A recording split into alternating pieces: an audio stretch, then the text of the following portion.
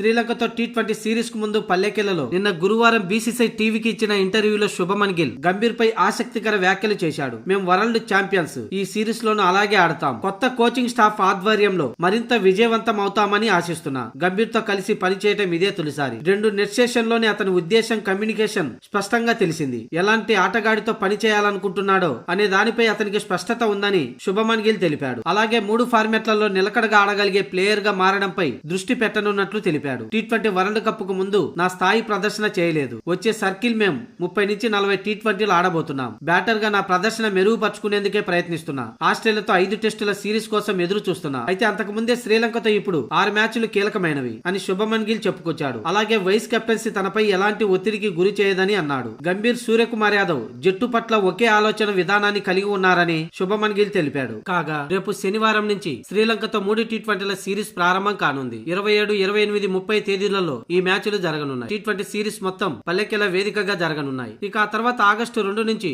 3 వన్డేల సిరీస్ జరగనుంది.